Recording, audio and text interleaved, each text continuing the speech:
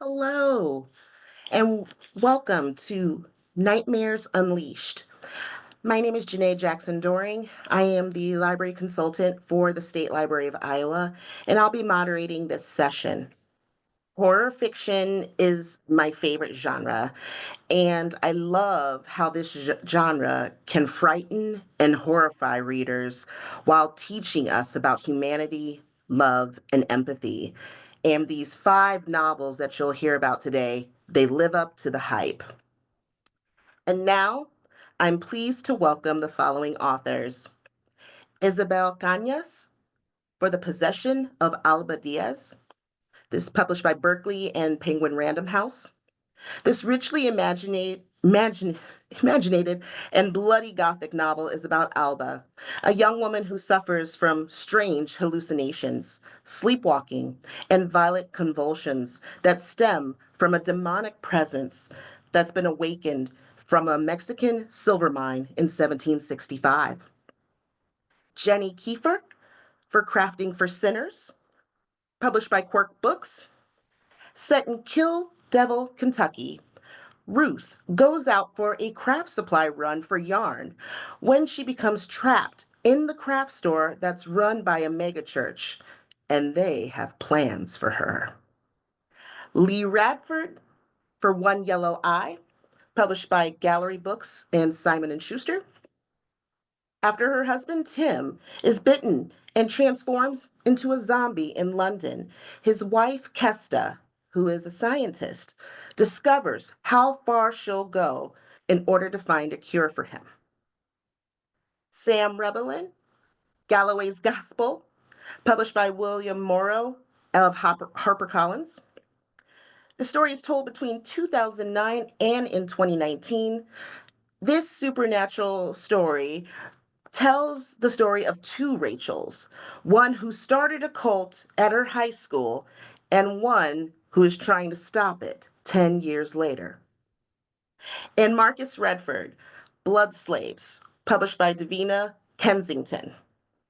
Set during 1710 in the province of Carolina, this bloody tale of the vampire origin story focuses on an ancient African vampire and the slave on the Barrows plantation that leads everyone to freedom.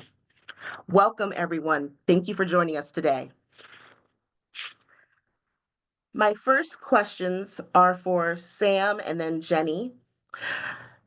For you two, your novels focus on religion and cults, and quite frankly, what happens when both items are pushed too far. I was curious, what was the catalyst that inspired you to both use religion and cults to write your novels?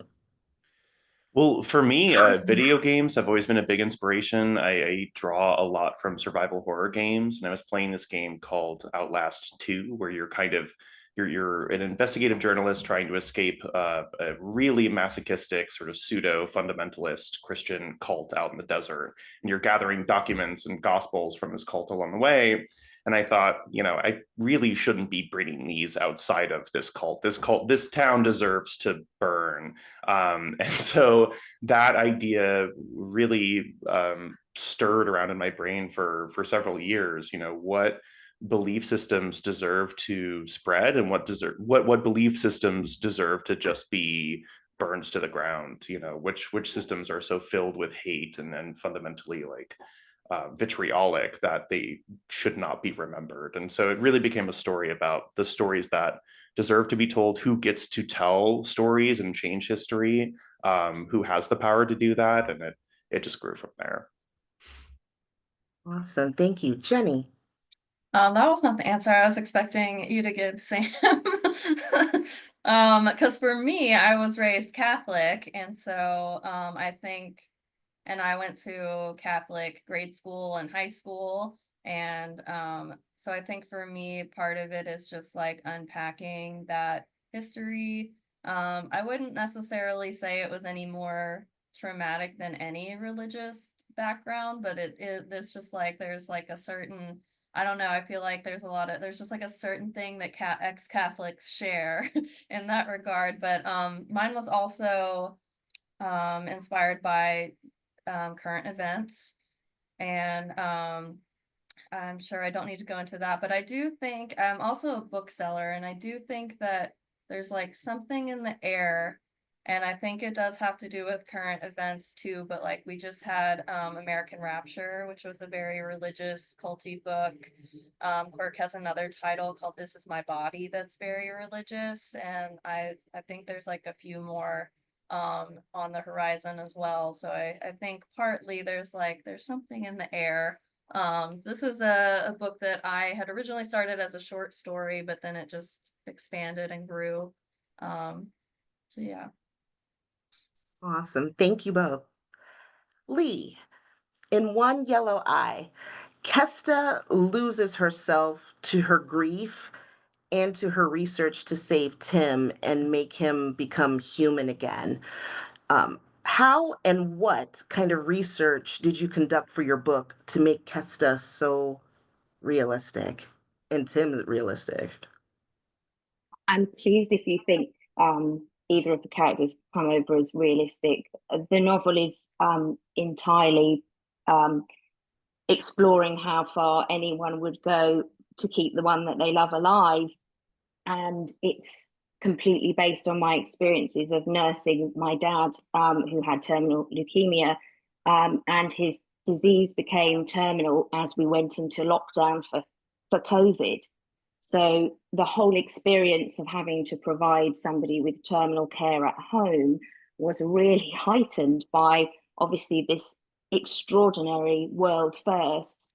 But for us as a family, it made it, terribly challenging to administer any treatment for him. He was supposed to be on a medical trial that was kind of understandably cancelled because of COVID. It was too challenging to provide. And I think it's a lot of providing terminal care for somebody. You're doing stuff that you know is futile, but you cannot give up hope. And the person who is essentially submitting themselves to treatment, you are responsible for them. And I was just a daughter. I was not a nurse or a professional, but in COVID, I had to go and get chemotherapy drugs and administer them to my dad at home. So it was a horrifying experience. One I wouldn't change for the world because it gave us a lot of important time together. But I think it was something that I had to write about, I think, really just as a form of catharsis. I did also dip into, lots of strange diseases that snakes get as part of my research, but I'm not quite sure it had the same level of impact. Awesome. Thank you. Markus, in your author's note in Blood Slaves, you said that you didn't intend to write the book initially, just a quote, badass vampire book. What was it about the vampire genre that inspired you to write? Vampires are badass, man. I mean, I wanted to do something with vampires because I've always loved vampires because I saw the Lost Boys, and that was it for me. And I wasn't really that big in horror. It was just the Lost Boys, and I've probably seen that movie 957,000 times because it's the Lost Boys. I've just always thought vampires are really cool, and there's something savage and violent in that, and I think that we as humans, um, we're the same. We cover it up and we call it society or civility, Mhm. but we're wild beasts, and vampires just kind of own it. And so I wanted to do something with that and utilize that power for more than just brooding or falling in love with teenage girls. I wanted to give it purpose. So Awesome. Thank you. Isabel, in the possession of Alba Diaz, I loved how Alba was defiant and how she fights to have independence, not just for her body, but for her life and her soul. What or who in your life inspired Alba? Well, I think first of all, Alba was definitely inspired by me. but also because of two specific life experiences that happened to me in the past and in the present. I was also raised Catholic like Janee, but in a branch of the Catholic Church called Opus Dei, which is a very like arch conservative sect that is a product of Franco Spain. And when you get into how it operates and specifically how women operate in this little world, this particular bubble of the Catholic Church, and how women are treated, you start to see the fasci DNA super fast. I was raised in a world where my body was considered dangerous, where it had to be controlled, and where there were a lot of opinions floating around about what I should be doing with it, what I shouldn't be doing with it, and none of those opinions were my own.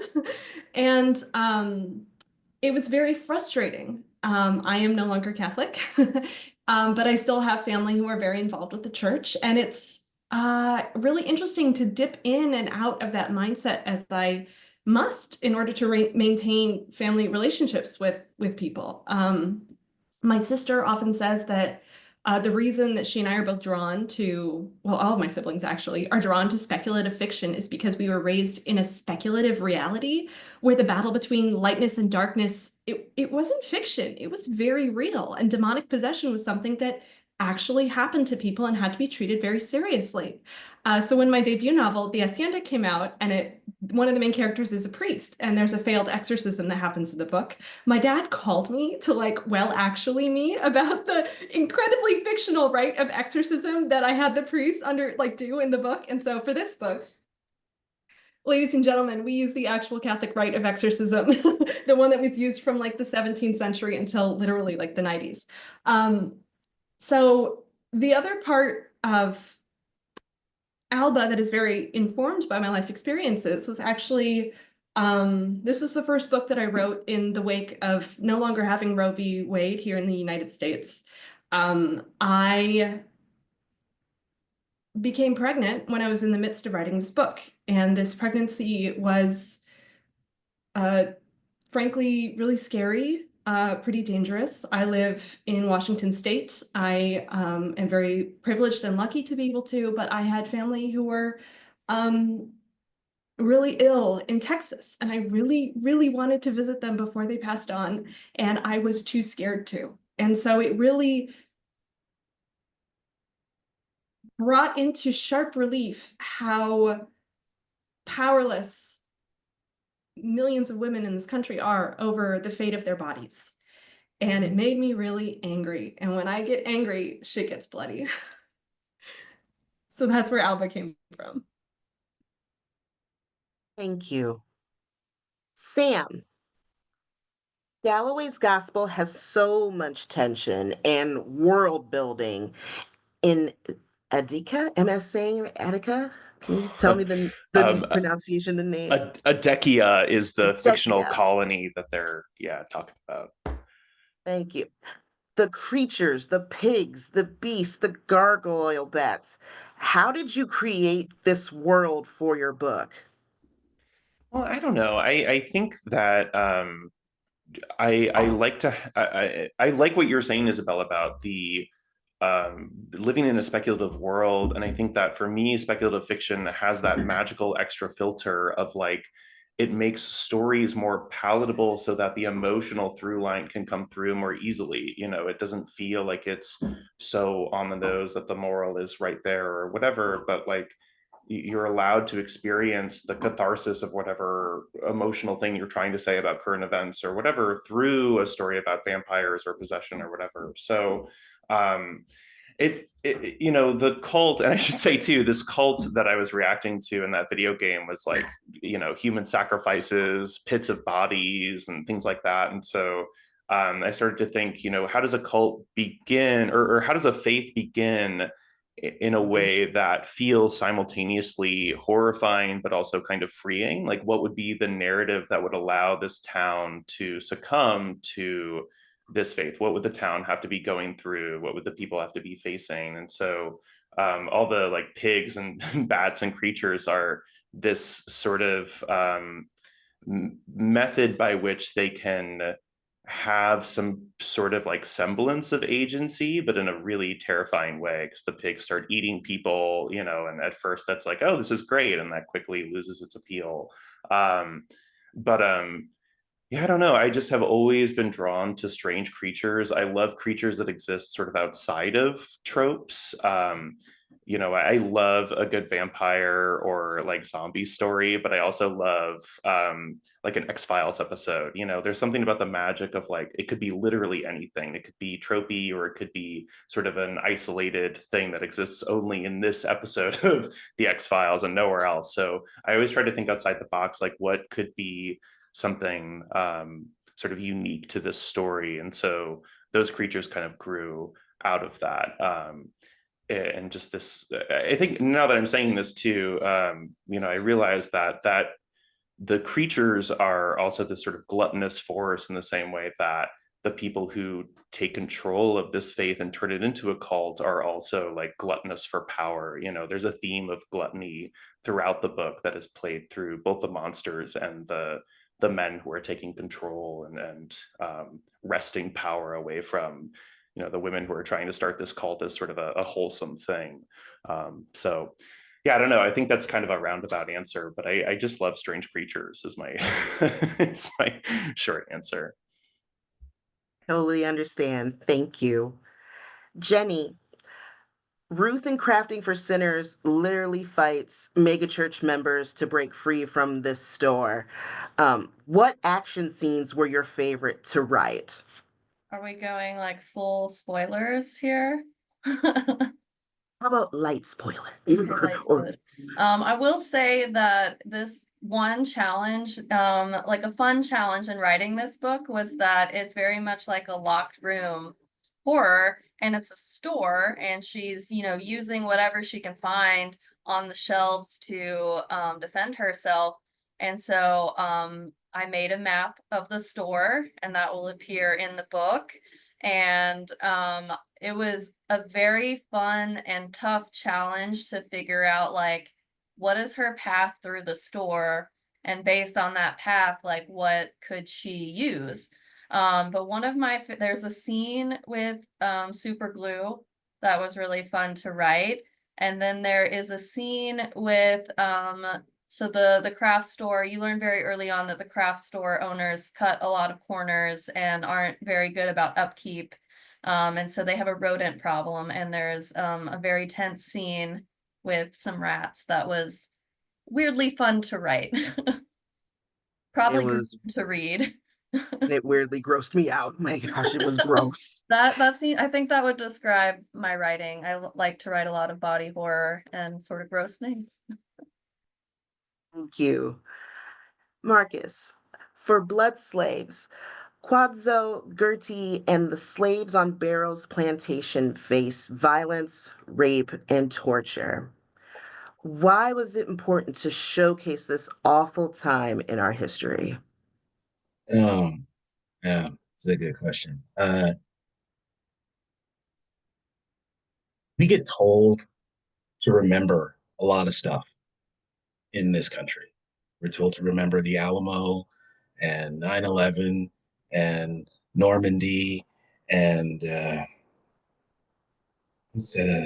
Pearl Harbor.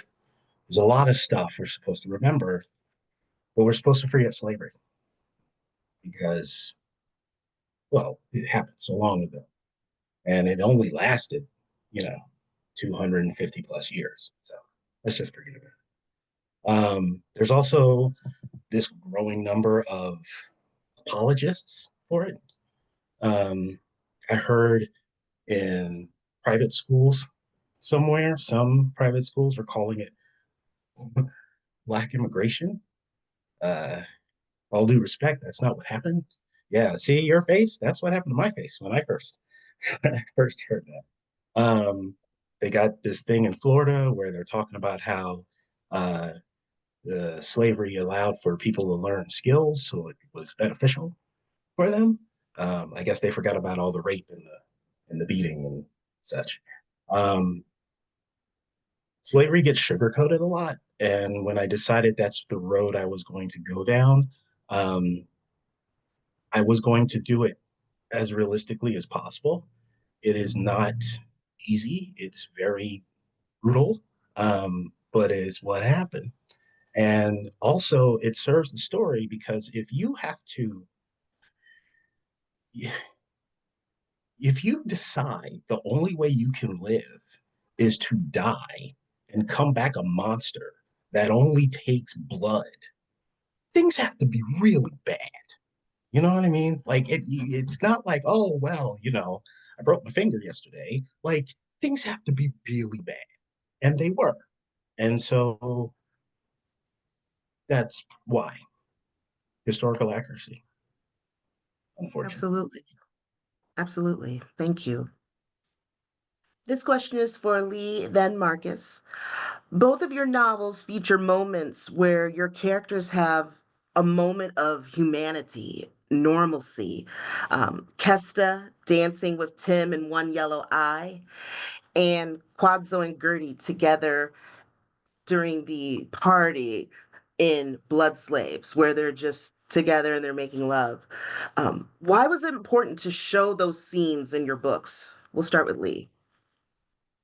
I think in Kester's case, it's something that she needs to see. And I think at that point in the novel, it's also important for, I hope, the reader to continue to empathize with her because she's making some fairly questionable choices, powered by, I think, her not particularly rational brain because she is consumed by losing her husband incrementally. And I think it's quite a selfish and a dangerous choice that she makes at this point in the novel to effectively sedate him enough so that she feels safe enough to take the risk to unleash him from his handcuff to the spare bedroom radiator. And they do have an intimate moment because she needs to remind herself of what she's about to lose. And it is a humanity that she needs to see in herself, a reminder of her marriage, and hopefully to encourage the reader to keep sticking with her despite her morally and ethically very questionable choices. Thank you. Markus. Well, it's the entirety of life. Very often there are characters who are not um, white that get to have that entirety of life experience in fiction. And oftentimes characters who are not white, we don't really see that unless there's some sort of violent overtone or some sort of savage overtone or some sort of aggressive overtone. And so I thought for the readers to sort of understand that despite what's happening, they're still human beings. And they still operate as human beings, and they still need each other as human beings do, especially given the circumstance that they're in. And conversely, just what they're living through is horrific. I mean, it's just awful. So somehow I'm here, right? So they got through it somehow. And maybe this is one of the ways, maybe a moment of comfort sustained a month of torture, you know? So I thought those things needed to be there to make them full characters, full human beings. I mean, I know I earlier said we're all savages, but I think there is not enough humanity, especially going around right now. And oddly enough, my Remungans, the vampires, seem to be leading the charge of humanity within the story. So that's my long-winded answer. Okay. Thank you. Isabel, Your descriptions and images of Mexico in 1765 were vivid and realistic. What goes into creating this Gothic atmosphere in your work? I thank you for asking this question. Also, ouch, I have to keep my answer kind of short, and I could go on for ages about this. I actually taught a class last year while I was in the midst of writing this book for an organization called the Writers Conservatory, where I talked about this for like 9 hours. So I'm not going to talk about this for 9 hours right now. But when it comes to picking setting and imbuing it with what I want to in using it as a set piece of the whole Gothic architecture. I pick my settings pretty specifically because of what they have to give the plot, what they have to give the characters, but most importantly because of the vibes. Atmosphere is my bread and butter. I came to horror through the Gothic and through dark fantasy. So my favorite book when I was 14 was Wuthering Heights. My favorite book when I was 17 was Dracula. I have vivid memories of reading this book and just absolutely ignoring everyone at school. I was reading it under the desk in AP US history class, and I got scolded for this. Much better use of my time, TBH. But when it comes to making them feel lived in and alive, of my 3 books, I actually think that I could have gone harder on the historical accuracy in Alba, but that's a conversation for another time. When it comes to this setting, what I think about the most is bringing sensory detail to life, but unexpected sensory detail specifically. As a society, we're very keyed into our sense of sight. Obviously, it's very important for predators, but also we have a lot of visual media that we grow up with, and so describing things as I saw, I see, etc., comes to us very naturally. And it is essential, of course. So, the sense of sound is very important, but I try to reach, when it comes to nailing the sense of the uncanny that brings this whole genre to life, I try and reach for other senses, a sense of touch, which for me includes rising or falling temperatures. You know, when you're lost in a creepy, drippy mine, something turning a corner and finding it really cold all of a sudden could be very freaky. I think about like a gut sensation that something is not right. I love to play with that. And I think all of these contribute to an overall Gothic atmosphere. But as much, I think my number one craft hurdle that I've faced throughout my career is keeping all of those descriptions really focused on tension and suspense for the reader and making sure that they're all contributing toward character growth and hitting that delicious catharsis at the end of the book. Because, you know, you can have the vast sensorium of all the Gothic literature has to offer, but unless it's serving a specific purpose, like what's the point? So I'm coming for your next. Awesome. Thank you. This question is for Janee, then Sam. For both of you, what do you hope readers will take away from reading Crafting for Sinners and Galloway's Gospel? We'll start with Janee. Okay. Well, I guess one thing would be to sort of take away how easy it can be to get wrapped up into a cult and that belief system and how hard it is to break out of that. But also just considering current events, I hope that this book is a little cathartic for readers. And I think that at least for me, a lot of horror is cathartic. The whole genre is like a lot of catharsis, and that's a lot of why I write horror, is because it allows me to sort of channel my anxieties and my emotions into the work, and then I get to control the outcome. And sometimes that outcome isn't good, but sometimes it's a little fun and cathartic. So hopefully it can just be like a little fun, wild ride, and give some people a little bit of fun and catharsis. Thank you, Sam. Yeah, I kind of share that answer. I mean, one of the main characters in Galloway's Gospel is the main character in the book that I just had come out as well, The Poorly Made and Other Things.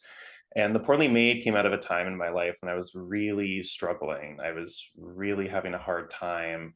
And so that book is full of characters who are dealing with, loneliness and addiction and depression and those kinds of things. And so then in Galloway's Gospel, that character, Rachel Durwood, becomes this like badass superhero. And to see that like shard of myself, because characters are all shards of yourself, and so to see that part of myself feel activated in that way was really cool. And I think her message ultimately is to just keep fighting. The world that these stories are set in is Renfield County, which has been cursed for 100 years and is filled with weird, terrible things that she spends her entire life fighting against and trying to find answers for.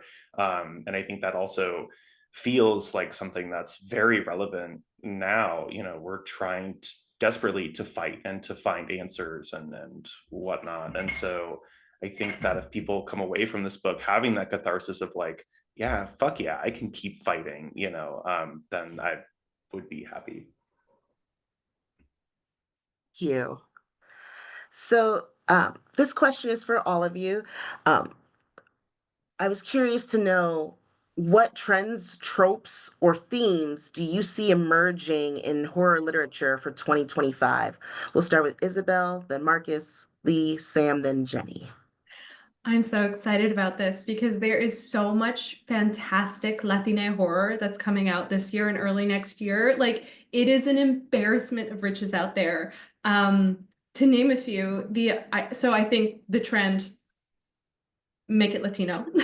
Agustina Basterrica just came out with The Unworthy. She wrote Tender as the Flesh. Silvia Moreno Garcia has a new book coming out this year.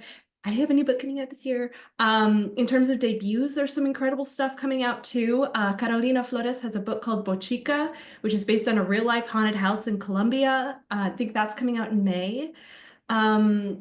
Cynthia Pelayo has some books coming out this year. It's just like banger after banger. And then at the beginning of next year, and I'm not at freedom to say when precisely, there is an anthology of Latinx horror writers called The Ghosts of Where We Are From, edited by Cynthia Pelayo, published by Primero Sueño Press, where it's like when I was invited to write a short story for this anthology, like my jaw hit the floor and rolled away across the room because of the luminaries that are also being published in this work. So definitely keep your eyes open for that. There's just, if you're into horror by Latino writers in the United States or Latin American writers from beyond, there is just so much stuff coming out, and I'm spending so much money. It's the best.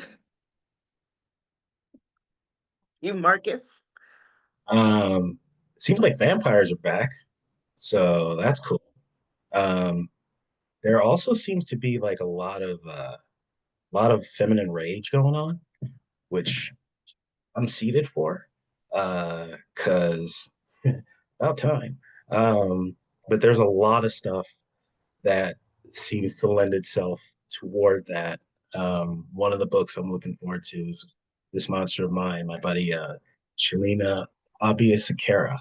I said that correctly.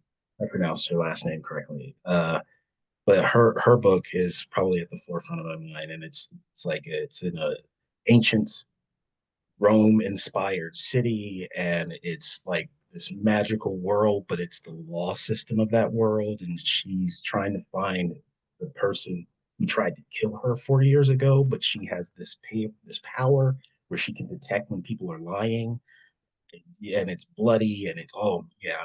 So yeah, it seems like that's what's going on. Vampires, feminine rage, here for all of it. Here for all of it too. Leigh. I think I agree with Markus on the feminine rage front. You can never have too much of that. I think comedy and horror is a nice sweet spot, combining that kind of gruesome but very knowing nod in horror. I think is always quite enjoyable, and I've been enjoying reading Victorian Psycho by Virginia Fato recently. And I can kind of only speak for the UK market, but I've spoken to a lot of booksellers lately, and for everyone that I've spoken to, horror is their biggest growth genre, which is exciting. I think we've still got quite a way to go to keep up with the US. Your approach to horror is all-inclusive, fantastically eclectic. We still are perhaps a bit of a genre outlier in the UK, but I think that really seems to be changing, which is positive. Thank you, Sam. I'm trying to think of how to articulate this, but I like that the binary is breaking down, that like the monsters can be heroes now, and that heroes can become monsters and be heroic by becoming monsters. I think that allows the catharsis of horror to really shine. So I love that that's becoming a thing. Even like the people on this Zoom, like the fact that we have zombie and vampire and possession narratives and like locked room cult narratives that are like changing what it means to be good and evil. Like that's great. So I love that that trend is continuing to become a thing, because I think that, like, you know, as a kid who felt weird growing up liking horror and seeing monsters and sort of sympathizing with them in a way, like monsters allowing you to feel monstrous, I love that that's becoming more of a thing. So Thank you. And Janee. Well, I kind of jumped the gun and mentioned it a little earlier, but I think we have a lot of religion and cult books that are going to be coming out. Like, we had American Rapture, it last fall, but then we have my book, Crafting for Sinners. We've got Sam's book. We've got This Is My Body by Lindsay King Miller. I also think that there's a lot of like wilderness or like eco horror coming out. And some of it's like a little bit of a twist on that. Like we've got Staircase in the Woods by Chuck Wendig that comes out this month. Girl in the Creek by Wendy Wagner is kind of like an eco horror. And I think even Chuck Tingle's next book, which I'm forgetting the title, is it's like about disasters. So it's like kind of, so it's kind of like taking that and like twisting it and maybe even jumbling it with something modern or something a little different. Like Staircase in the Woods is kind of like jumbling survival wilderness with like haunted house. I believe it's called Lucky Day, I think, for Chuck Tingle. I think that's his new book. So cute. Also, I was curious, what horror movies or novels are your favorites, and how did those books or movies influence you today? We'll start with, we'll start with Markus, and then Janee, Sam, Leigh, then Isabel. uh, so, you know, Lost Boys, Those which boys. isn't really like, I mean, it's sort of horror light, right? Because it's just like 80s kids and they're partying or whatever. But horror is kind of new to me, because I was never really into it because it scared me. I saw, as a little kid, I saw Sunset Boulevard. Hmm. And I know that's not a horror movie, but it scared the crap out of me. And I just, that sort of feeling of like ominous just hanging in the air is kind of what I try to go for. So those are the two really, because I'm trying to play catch up with horror really, because I was a scaredy cat, man. Yeah. All right. It's okay, no worries. Janee. This is a really hard question because I love so many. I'm sure most of us are like this, where we just love so many things. I think for like classic horror, I really love Rosemary's Baby, both the film and the movie, or both the film and the book. I really loved the book Haunting of Hill House. I very much put like a gay lens on it, even if I don't think Shirley Jackson likes that particular interpretation, but that's how I read it. And but I also love a lot of modern sort of campy movies like Ready or Not. I love Hell House LLC, even though it has a terrible title. And so I think like in terms of how those influence me, I think I just have like a wide range of influences. I've also read a lot of like Gothic, Southern Gothic literature and like classics.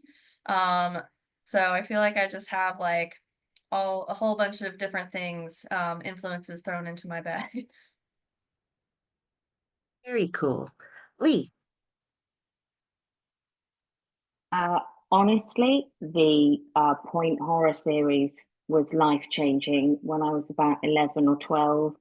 I think I only wanted to be a babysitter to see what would happen, both to me and the charges, because life in America seemed way more interesting. You had proms that seemed to attract serial killers. You had the babysitting opportunities. There were parties at beaches. They were always beset by all kinds of fantastically gory misadventure, and I wanted in on all of it. And then I think probably you easily graduate to Stephen King after that.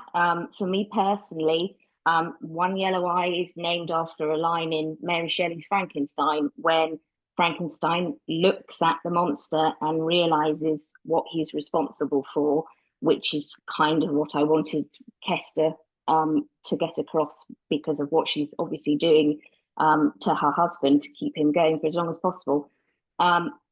Film wise, I love horror films. I think Halloween by John Carpenter, it will always be a favorite. I loved It Follows by David Robert Mitchell because it's exquisitely beautifully shot.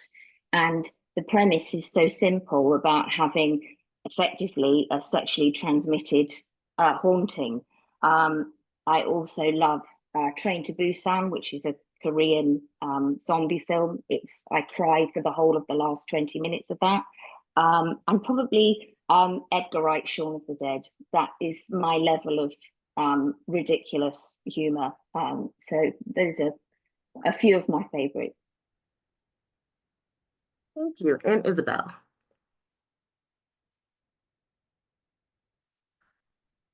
Isabel, I think you're on mute. I just got too excited. I was saying that, like Markus, I am a massive weenie when it comes to horror movies. Like, it is too scary. And I was talking to a friend of mine who also writes horror, and she was saying that she thinks that we scaredy cats are actually really good at writing horror because we can accurately depict what it's like to be so scared all the time. But the works that I find really brought me into this genre and that informed my writing, like I'm rereading some of them now as I start to come up with new ideas for my next book with Berkley. They're all ghost stories. And like when I think of the most influential works that I've read over the course of my life, Beloved by Toni Morrison is one of the most impactful things I've ever read. Pedro Paramo by Juan Rulfo is it's honestly like a really little known magical realist ghost story book. It's about this big. Gabriel Garcia Marquez could recite it by heart. It was very informative for the Latin American boom of magical realism. The House of the Spirits, speaking of the boom, by Isabel Allende, The Haunting of Hill House, of course. And I think I've just had this incredible fascination with people who have passed on and our interactions with them, whether that's terrifying or comforting. My mom says that her best friend who had been murdered the year she was pregnant with me was in the room when I was born. And so I think I came into the world with an awareness of this stuff. Octavio Paz, who's a very famous Nobel laureate Mexican writer, once wrote that death is the Mexican's favorite plaything, his most lasting love, the thing he will grapple with his entire life. And so, yeah, really into ghost stories. I loved The Others by that had Nicole Kidman in it. It came out in like 2003. It is kind of a quiet ghost story. Very suspenseful, and it has one twist. And Yeah. when you're seeing it for the first time, I was 12. I remember exactly where I was watching it with my older sister. It was like crystal shattering. Brilliant movie. I loved it. That twist is mind-blowing. And yes, Norma Desmond in Sunset Boulevard, creepy, downright creepy. Just the face, I'm ready for my close up. Yeah. Yeah. With our last 5 minutes, I just wanted to ask everyone, what are you reading currently? We're going to go with Sam, Janee, Markus, Isabel, then Leigh.